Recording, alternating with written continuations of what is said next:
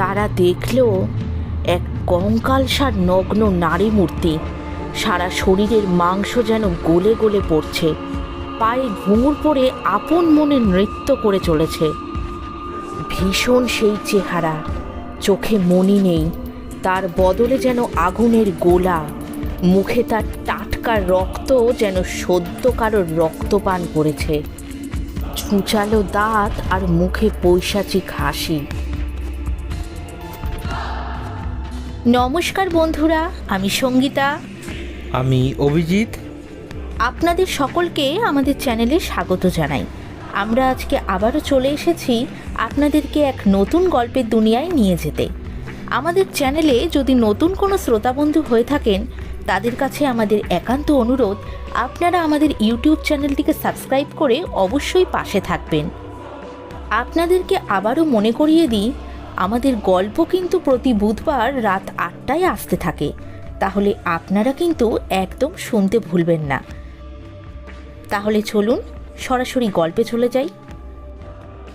শুরু হচ্ছে আমাদের আজকের নিবেদন, সাম্য চৌধুরীর কলমে অভিশপ্ত কুঠির ভয়ঙ্কর রাত।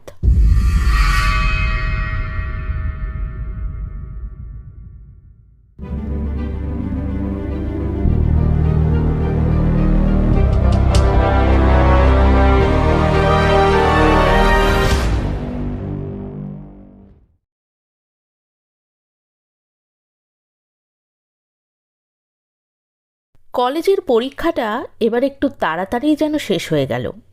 একটু কাছে পিঠে কোথাও ঘোরার একটা ইচ্ছা জাগলো রাতুলের মনে। নিজের মনের কথাটা শেষমেশ সে বলেই ফেলল তার দুই বন্ধুর বাপন এবং সৌরভকে। রাতুলের কলেজের সেরা বন্ধু, তারাও রাতুলের এই প্রস্তাবে রাজি হলো। পরীক্ষার চাপে প্রায় দম বন্ধকর পরিস্থিতি গেছে এতদিন। যাই হোক, 3 বন্ধু মিলে শহরের কফি হাউসে ঘোরার জায়গার কথা ভাবছিল, এমন সময় দিশা কয়েকজন বান্ধবীকে নিয়ে সেখানে হাজির হয়।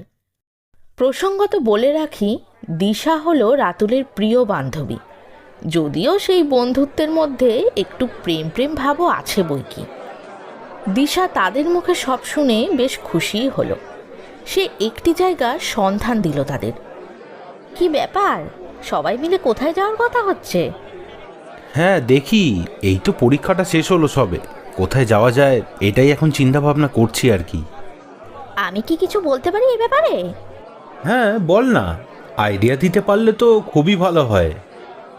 শোন, আমাদের গ্রামে একটি কুঠি বাড়ি আছে। সবাই বলে সেটা নাকি ভুতুড়ে বাড়ি। প্রত্যেক অমাবস্যার রাতে নাকি সেখানে চলে ভুতুড়ে কাণ্ড কারখানা। সেই বাড়িটি নাকি বহুকাল আগে কোনো এক জমিদারের ছিল, কিন্তু সেই জমিদার ছিল ভীষণ নিষ্ঠুর ও পাষণ্ড। এই, তুই কি গল্প বলতে আরম্ভ করলি নাকি শেষমেশ? আরে শুনবি তো আগে। আরে বলতে দে না, ও কি বলছে। হ্যাঁ, যেটা বলছিলাম, কিন্তু সেই জমিদার ছিল ভীষণ নিষ্ঠুর ও পাষণ্ড। সেই বাড়িতেই নাকি জমিদারের ইচ্ছায় প্রায় বাইজি নাচের জলসা লেগেই থাকতো। একদিন নাকি জমিদার নিয়ে আসে তখনকার নাম করা শ্রেষ্ঠ বাইজি হীরাবাইকে। নাচ যেমন মিষ্টি, দেখতেও তেমনই সুন্দর ছিলেন হীরাবাই। বলতে গেলে অসামান্য সুন্দরী ও কোকিল কণ্ঠী। নাচেও তিনি ছিলেন বেশ দক্ষ। সেই হীরাবাইয়ের সাথেই জমিদার করলেন এক পৈশাচিক আচরণ। এক অমাবস্যার রাতে জলসার আসরে জমিদারের মনোরঞ্জন করছিলেন হীরাবাই। সেই জমিদার অত্যধিক মদ্যপানের দরুন নেশাগ্রস্ত হয়ে হীরাবাইয়ের সম্মানহানির চেষ্টা করেন। জমিদার হীরাবাইকে জোর করে নিজের ঘরে নিয়ে গিয়ে তাকে প্রচণ্ড মারধর করে এবং তাকে দিয়ে জোর করে নিজের লালসা চরিতার্থ করেন। হীরাবাইয়ের প্রচণ্ড চিৎকারে জমিদারের পৈশাচিকতা যেন আরও চরমে ওঠে। তিনি হীরাবাইয়ের সারা শরীর ছুরি দিয়ে চিরে দেন। কিন্তু এখানেই থেমে থাকেননি জমিদার। তার রক্তাক্ত শরীরে নুন ছিটিয়ে তার জ্বালা আরও বাড়িয়ে দেয় সেই নরাধম। এইভাবে যন্ত্রণায় ছটফট করতে করতে হীরাবাই মারা যান। পরে জমিদার তার পাইকদের দিয়ে সেই লাশ লোপাট করে কুঠিবাড়ির পিছনের জঙ্গলে পুঁতে দেন। এরপর দিন কেটে যেতে থাকে এবং পরের অমাবস্যা চলে আসে। সেই রাতে জমিদার একাই ছিলেন এই প্রকাণ্ড কুঠি বাড়িতে। মাঝরাতে আচমকাই তার ঘুম ভেঙে যায় ঘুঙুরের শব্দে। তার মনে হয় বৈঠকখানায় যেন নাচ গান হচ্ছে। হঠাৎ গানের গলাটা যেন ভালোভাবে শুনতে লাগলেন, কিন্তু তখনই জমিদারের বুক কেঁপে উঠল। তিনি ভাবলেন, আরে এ তো হীরাবাইয়ের গান, কিন্তু তাকে তো তিনি মেরে ফেলেছেন, সে এখানে আসবে কিভাবে? তিনি মনে মনে ভাবতে থাকলেন, নিশ্চয়ই তার মনের ভুল, নিজে গিয়ে ব্যাপারটা দেখে আসবেন। কিন্তু বৈঠকখানায় গিয়ে যে দৃশ্য তিনি দেখলেন তাতে তার সারা শরীর কাঁপতে শুরু করলো। তিনি দেখলেন এক অদ্ভুত নারী মূর্তি, যার সারা দেহ নগ্ন, শরীরের মাংসগুলো যেন খুলে খুলে পড়ছে, ঘুঙুর পরে নেচেই চলেছে উদ্দামের মতো এলো চুলে। তার মুখের চামড়া নেই বললেই চলে, চোখ দুটো যেন আগুনের গোলা, দাঁতের আকৃতি ছুরির মতো আর কুন্দ ফুলের মতো সাদা, এবং সেগুলো অন্ধকারেও জ্বলজ্বল করছে। জমিদার এবার স্পষ্ট দেখলেন মূর্তিটি হীরাবাইয়ের মৃতদেহের। জমিদার চিৎকার করে উঠলেন। তার চিৎকারে মূর্তিটি একবার পিছন ফিরে তাকালো। কি ভয়ালো ক্রূর দৃষ্টি তার! বিকট চিৎকার করে মূর্তিটি পৈশাচিক হাসি হাসতে শুরু করলো। জমিদার পালানোর চেষ্টা করতেই মূর্তিটি তার গলা টিপে ধরে এবং গলায় জোরে একটা কামড় বসিয়ে দেয়। হীরাবাইয়ের প্রেত তার পৈশাচিক শক্তির নিষ্ঠুরতায় জমিদারের শরীর দুই পা ধরে দুভাগ করে চিরে দেয়। পরের দিন জমিদারের দেহ উদ্ধার করা হয় সেই বন্ধ ঘর থেকে।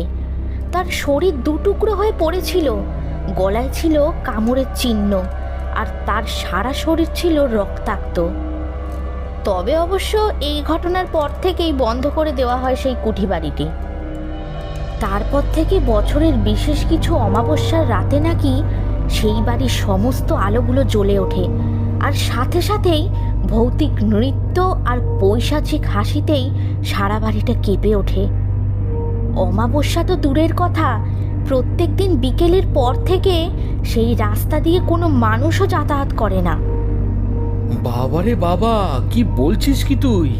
এ তো ঘটনা না, এ তো রোমাঞ্চকর ব্যাপার। তবে শোন, এও কথিত আছে যে হীরাবাইয়ের প্রেত নাকি মাঝে মাঝে স্থানীয় মেয়েদের ওপরেও ভর করে তাকে পিশাচ বানিয়ে দেয়, আর সেই সব বাড়িতে তখন ভয়ানক বিপদ উপস্থিত হয়। রাতুলরা একে অপরের মুখ চাওয়াচাই করতে থাকে। দিশার মুখে এতক্ষণ গল্প শুনে সবার বেশ ভালোই লাগছিল। এমনিতেই কলেজে পড়া নব্য যুবক, তাতে আবার ভূতের গল্প, বেশ জমেই গিয়েছিল ব্যাপারটা। তখনই বাপন বলল, শোন তোরা, তাহলে এইবার আমরা ঘুরতে যাব ভূতের বাড়িতে। বেশ একটা রোমাঞ্চকর ব্যাপার হবে, কি বলিস তোরা? সবাই বাপনের সাথে একমত হলো। এমনিতেই বাপন ব্রাহ্মণ, তার উপর প্রচণ্ড সাহসী, তাই ভূতে তার কোনো ক্ষতি করতে পারবে না এটাই সকলের বিশ্বাস। দিশা একটু আমতা আমতা করছিল, কিন্তু শেষমেশ রাতুলের কথা শুনে রাজি হয়ে গেল। আগামী অমাবস্যার রাতে আমরা সেখানেই যাচ্ছি, দেখাই যাক কি হয়, কোনো ভুতুরে কাণ্ড নাকি বুজরুকি। অমাবস্যার কদিন আগে তারা দুপুরের পর বেরিয়ে পড়ল দিশার গ্রামের উদ্দেশ্যে। যেতে আধ ঘন্টা লাগে দিশার গ্রামে। তাদের দেখে বাড়ির লোকেরা ভীষণ খুশি। তারা খুব আদর আপ্যায়ন করল রাতুলদের। দিশার মা পিসিরা তো 7-8 রকমের পদ রান্না করে সবাইকে পেট ভরে খাওয়ালো।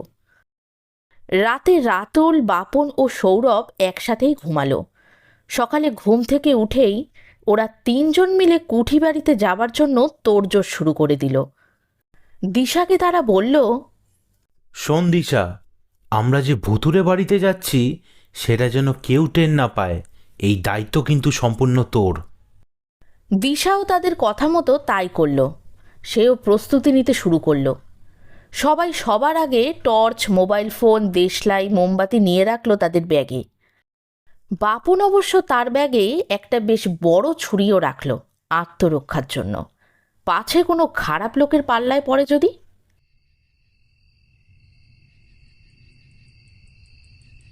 দেখতে দেখতে রাত হয়ে এলো, তাদের যাবার সময় এলো। দিশা আজ তার মায়ের সাথে ঘুমায়নি, তাই সহজেই ঘর থেকে বেরিয়ে এলো। সবাই প্রস্তুত হয়ে কুঠিবাড়ির উদ্দেশ্যে রওনা দিল। দিশার বাড়ি থেকে কুঠিবাড়ি মাত্র 15 মিনিট। বন্ধুরা মিলে গল্প করতে করতেই কুঠিবাড়ির সামনে চলে আসে। দিশা সবাইকে দেখিয়ে বলল, এই এই এই চুপ কর চুপ কর, এই বাড়িটাই হচ্ছে সেই অভিশপ্ত কুঠিবাড়ি। এখানেই হীরাবাইয়ের প্রেতাত্মা থাকে। বাপন গিয়ে সামনের বিশাল ফটকটায় ঠেলা মারতেই সেটা সশব্দে খুলে গেল।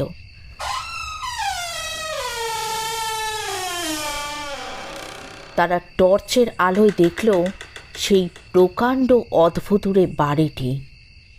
জঙ্গল ও আগাছায় চারিপাশ পরিপূর্ণ। তারা ভিতরে এগোতেই তাদের মাথার উপর দিয়ে বাদুড়ের ঝাঁকগুলো যেন উড়ে গেল। দিশা একটু ভয় পেয়েছিল, কিন্তু রাতুলের আশ্বাসে সেই ভয়টা তার কিছুক্ষণের মধ্যেই দূরীভূত হলো। বাপন সবার সামনে এগোতে থাকলো, তার মাঝে রাতুল, দিশা আর পিছনে সৌরভ। তারা এগোতে এগোতে কুঠির নিচতলার ঘরের সামনে গিয়ে উপস্থিত হয়। বাপনের এক ঠেলাতেই দরজাটা খুলে যায়। ঘুটঘুটে অন্ধকার আর ধুলোর জন্য তারা কিছুক্ষণের জন্য হতভম্বের মতো দাঁড়িয়েছিল। পরক্ষণেই নারী কণ্ঠের একটা খিলখিল হাসির সাথে সৌরভের বিকট আর্তনাদে তারা চমকে উঠল এবং পরক্ষণেই সারা বাড়িতে আলো জ্বলে উঠল।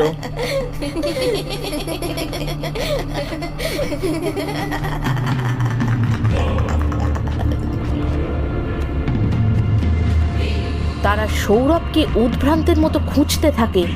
দৌড়তে গিয়ে বাপন হঠাৎ কিসে যেন হোঁচট খেয়ে পড়ে যায়।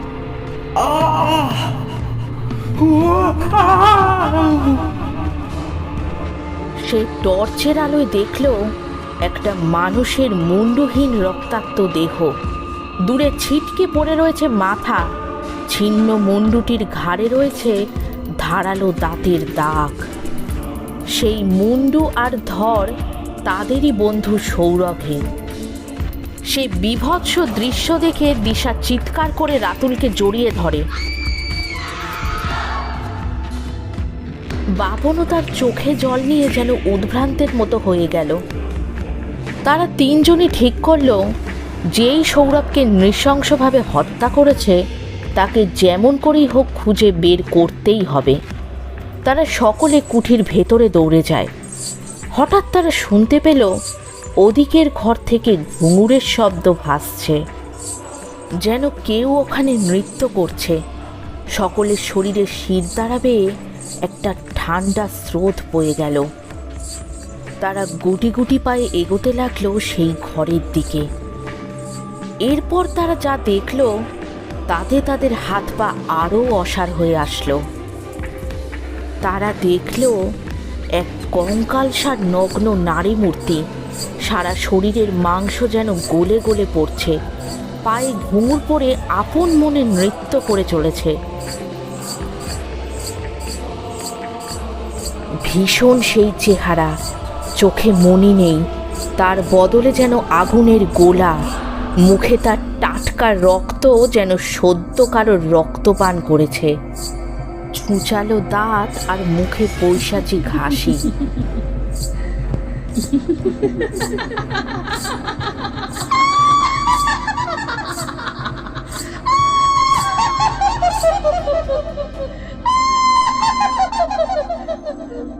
নাচতে নাচতে মূর্তিটি এদিকে ঘুরে রাতুলদের দেখল তাদের দেখা মাত্রই অট্টহাসি হেসে মূর্তিটি সবেগে ধেয়ে আসলো তাদের দিকে।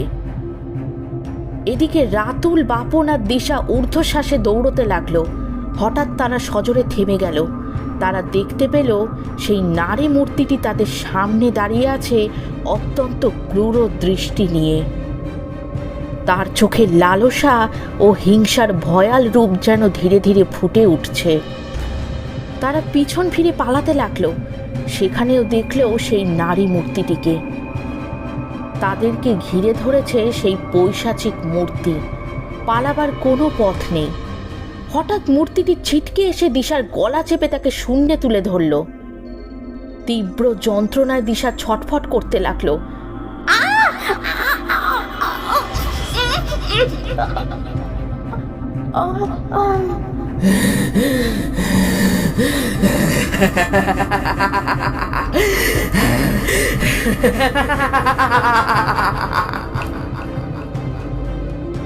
রাতুল দিশাকে বাঁচাতে আসা মাত্রই প্রেতাত্মাটি রাতুলকে অন্য হাতে আছাড় দিয়ে মাটিতে ফেলে দিল।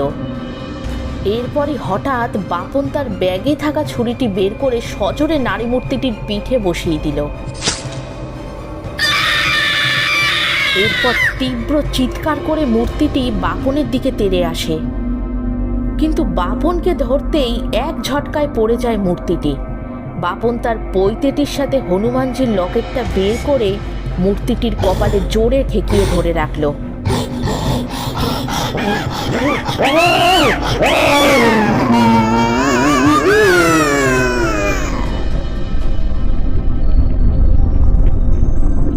মুহূর্তের মধ্যে যেন সমগ্র কুঠি বাড়িটি দুলতে শুরু করলো। এ যেন বড়সড় কোনো ভূমিকম্প।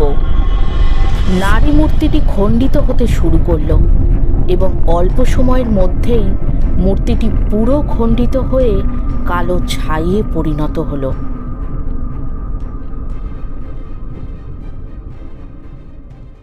বাপন নিজে উঠে দাঁড়ালো এবং গিয়ে দেখল দিশা ও রাতুল অচৈতন্য হয়ে পড়ে আছে। সে তাদের চোখে মুখে জল দিয়ে তাদের জ্ঞান ফেরায়। জ্ঞান ফিরে বাপন তাদের সব কথা খুলে বলল এবং কালো ছাইটাকে দেখালো। দিশাও ভয়ে কাঁপতে কাঁপতে রাতুলকে জড়িয়ে ধরল। বাপনের উপস্থিত বুদ্ধি ও সাহসিকতার জন্য তারা প্রাণে বেঁচে গেল, যদিও তারা সৌরভের প্রাণ বাঁচাতে পারল না। কিন্তু আশ্চর্যজনকভাবে তারা সৌরভের দেহটা যেন কিছুতেই খুঁজে পেল না। বন্ধুকে হারানোর একরাশ কষ্ট বুকে চেপে নিয়ে তারা বাড়িতে ফিরে আসে এবং সবাইকে সমস্ত ঘটনার কথা খুলে বলে। সঙ্গে এও জানালো যে অভিশপ্ত কুঠির প্রেতাত্মা এখন আর নেই। ঘটনার পরদিনই রাতুল আর বাপন সৌরভের বাড়িতে গেল এই খবরটি জানানোর জন্য। দিশার গ্রামের লোকেরাও নিশ্চিন্ত হলো। তবে বাপনের মনে একটা খটকা রয়েই গেল। তার মনে হতে লাগলো কুঠিবাড়ি কাণ্ডের এখানেই শেষ নয়। হীরাবাইয়ের প্রেত মুক্তি পেয়েছে ঠিকই, কিন্তু সেখানে শুরু হবে নতুন কোনো অলৌকিকতার পর্ব। সে মনে মনে ঠিক করল আগামী দিনে সে এই যাবতীয় কাহিনীর রহস্যোদ্ঘাটন করবে।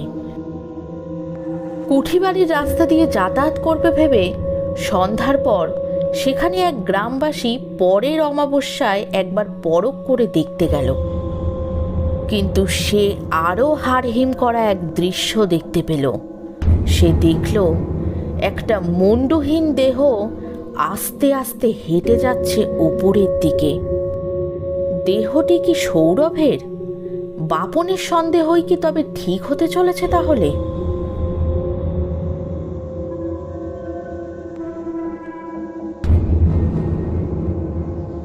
শেষ হলো আমাদের আজকের গল্প সাম্য চৌধুরীর কলমে অভিশপ্ত কুঠির ভয়ঙ্কর রাত।